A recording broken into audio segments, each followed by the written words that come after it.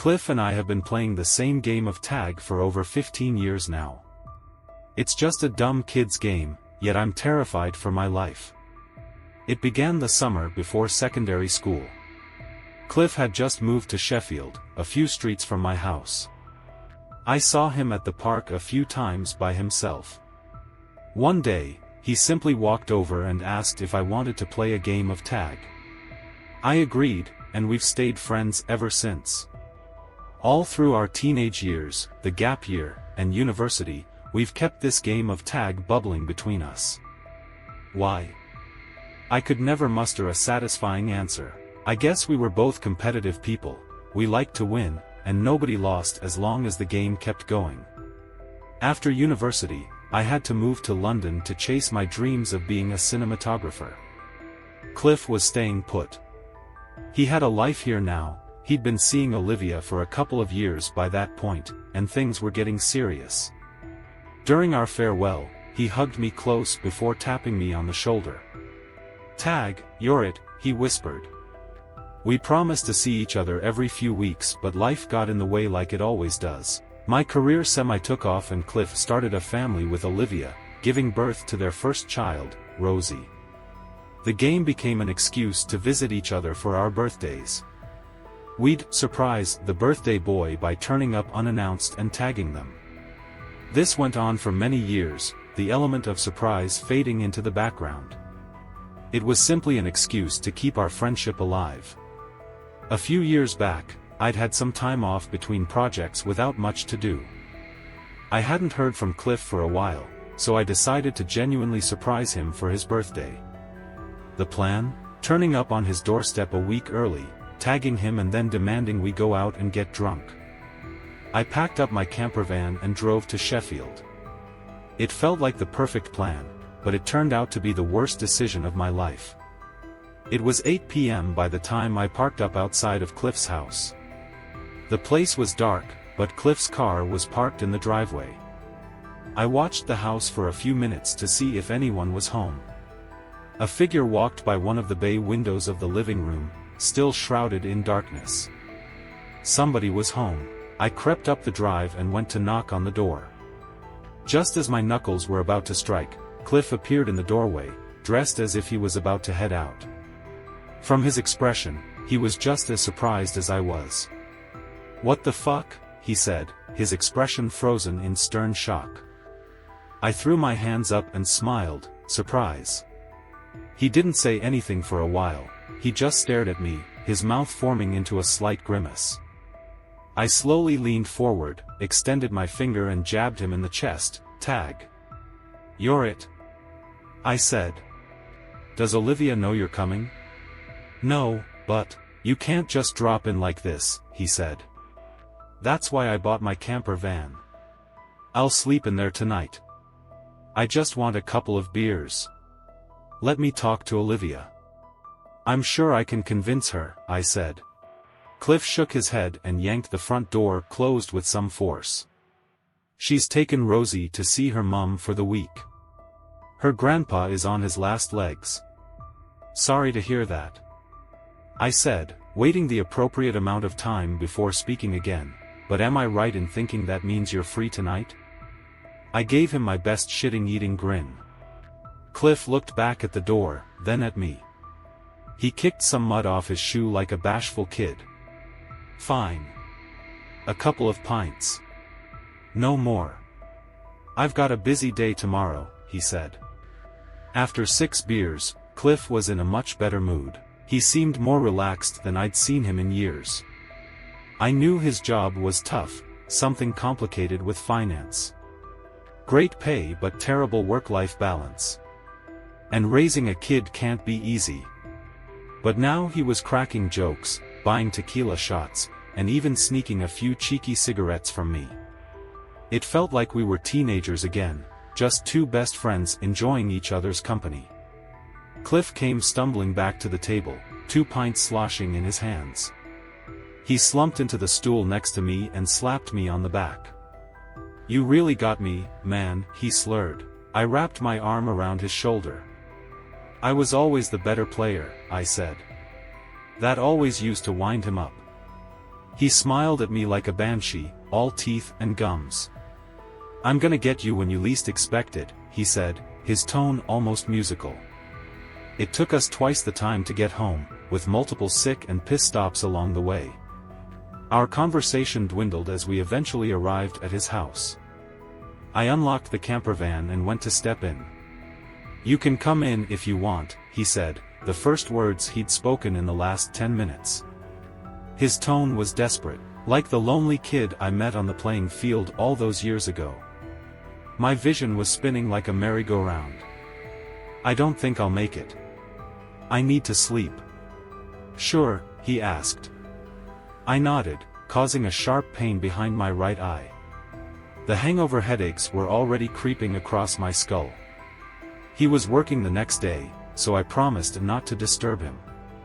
I had a long drive back anyway and needed a few pit stops to pick up snacks and question my life choices before getting home. We hugged goodbye, and he squeezed me tight. I thought was going to be sick. A week later, I thought I would be sick again, but for a very different reason. Back at home, I was prepping for a shoot, when the police called. Did I know I'd spent the night with a murderer? Cliff had stabbed Olivia and Rosie the morning before I visited. One minute, he was having breakfast with his family, the next, he was puncturing holes into both of them with a fillet knife. Their blood was still oozing over the kitchen tiles by the time I arrived just a few hours later. He'd left them to rot there while we got drunk together. The police almost seemed delighted to talk to me, certain that I could shed some light on the case.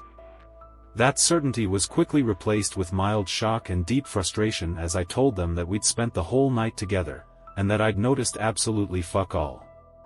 Cliff seemed fine. Better than fine. He seemed great. There was no motive, no suspects and no leads. One thing was for certain, they'd been a happy family. No evidence of secret affairs or hidden debts. It was like Cliff simply decided to detonate the life he'd spent so long building. I loved Olivia and Rosie, and now they'd been wiped from the planet by someone I'd called my best friend.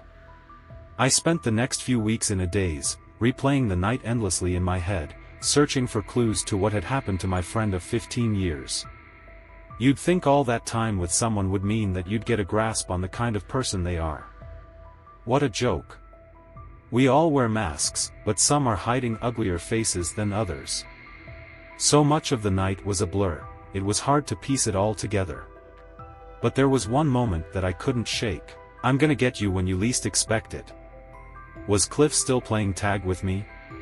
The police said he'd gone into hiding somewhere in the Peak District.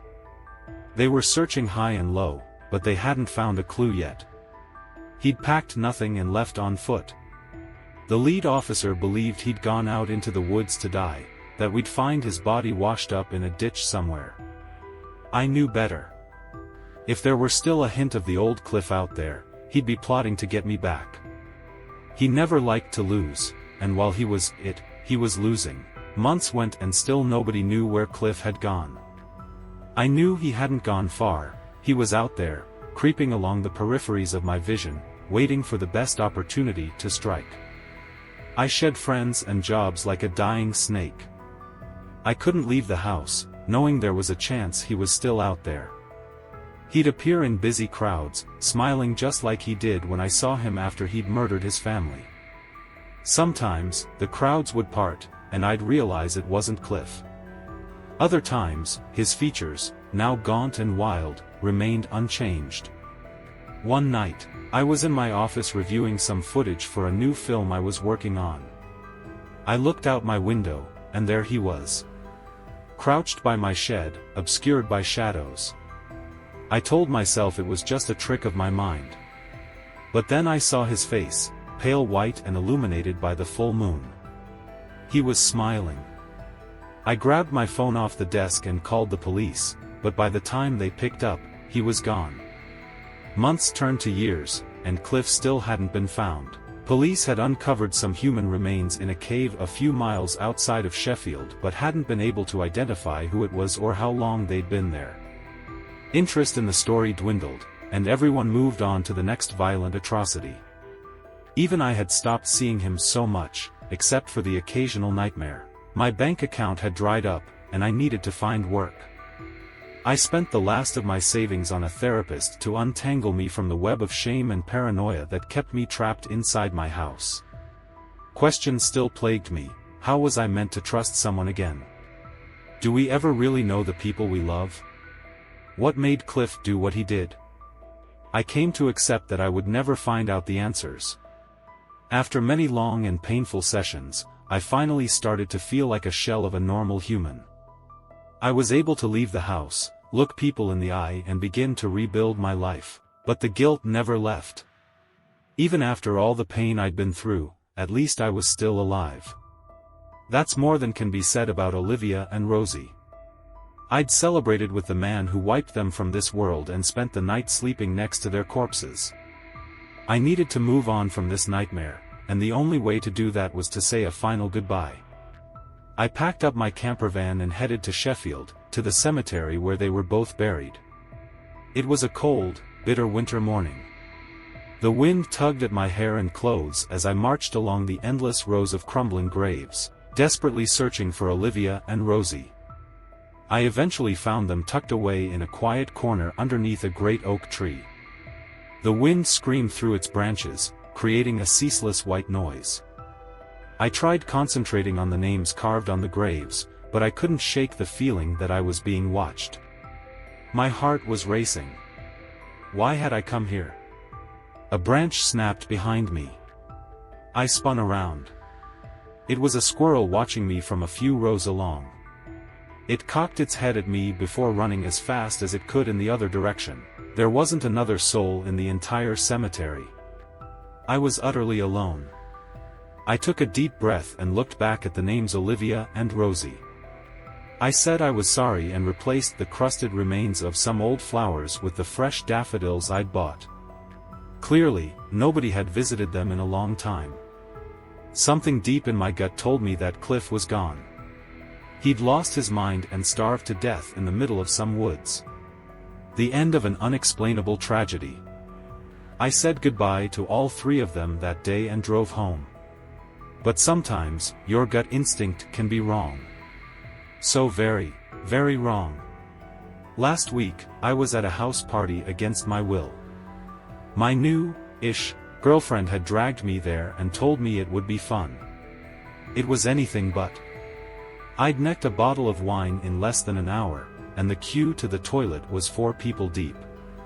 My bladder isn't what it used to be, so I snuck out into the garden to find a secluded spot. As I stepped outside, the floodlight illuminated the garden in a stark white. I crept to a shadowy corner. After a few seconds, the garden turned black as the floodlights switched off. For a while, all I could hear was the sound of my own piss. Then I heard the pattering of feet behind me. They were rushing at full pace. The floodlights switched back on. I spun around. A naked figure was running across the garden towards me. It was Cliff, and he was coming fast, his body lean and muscular like an animal. His skin was smeared in dirt and muck, some old, some new, with a long, scrappy beard and greasy hair. He grinned at me with missing teeth. His thick right arm was outstretched. His dark eyes glinted in the moonlight. 5 giant fingers stabbed my chest, sending a jolt of sharp pain across my ribs. The force pushed me back against the garden fence.